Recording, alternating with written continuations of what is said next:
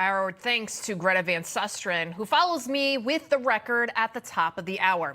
Right now, it is my pleasure to bring in Fred Fleitz, Senior Fellow at the America First Policy Institute, as well as a Newsmax contributor, along with Rebekah Koffler, former DIA intelligence officer and author of Putin's Playbook. So I'll start off with you, Rebekah. Tell me, what went through your mind when you first saw this coup? You see the tanks rolling into Moscow, and then all of a sudden everything just stops. It's over. How can that possibly be? It doesn't make any sense. And that supposedly Putin has forgiven this guy and he's now sipping vodka in Belarus? Really?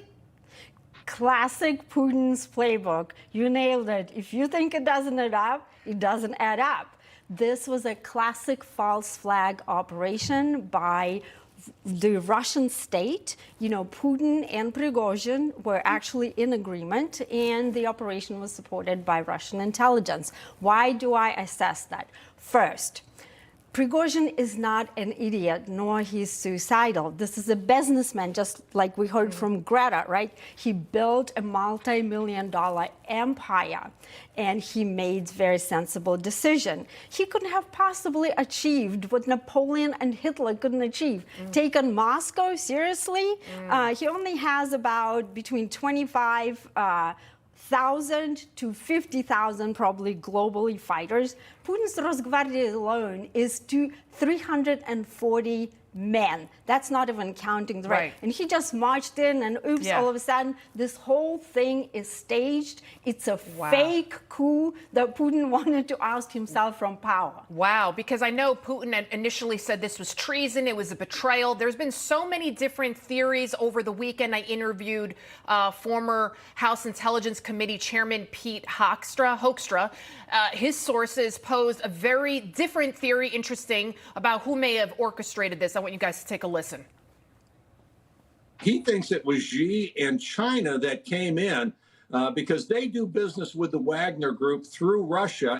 It makes Putin more dependent on China, and it strengthens the alliance between Russia, the CCP, and Iran, and strengthens China on the world stage.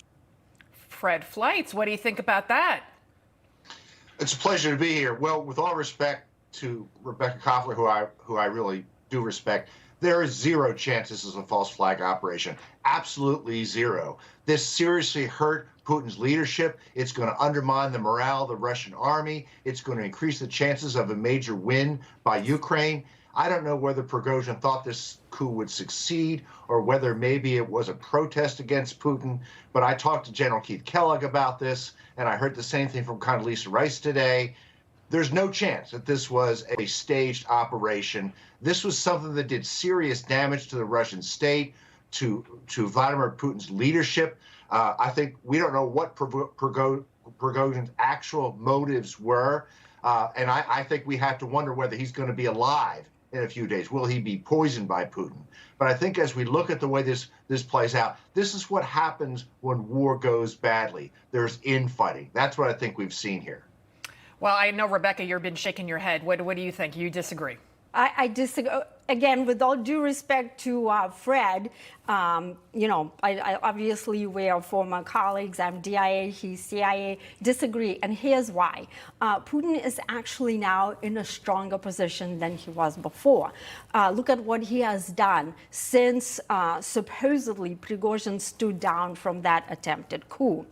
Putin has invoked something that's called counterterrorism operation regime. It's an legal regime similar to martial law, right? He has made a case to the Russian people that they need to add more troops into Ukraine. He has made the case that it's the West, the United States and NATO are behind this attempted coup, and because the West is waging war to defeat Russia.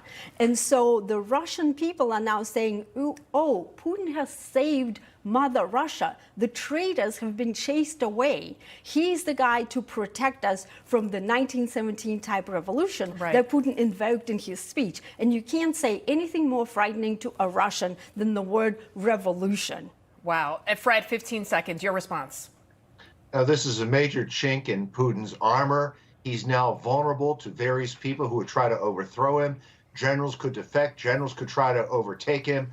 This was not a false flag operation. This was a huge win for Ukraine and a huge defeat for Putin. And probably Prigozhin should stay away from some open windows in the next vodka he sips as well. Fred and Rebekah, we appreciate your insight today. We're running out of time. Thank you so much. Again, Putin's Playbook, that's Rebekah's book right there. There you have it.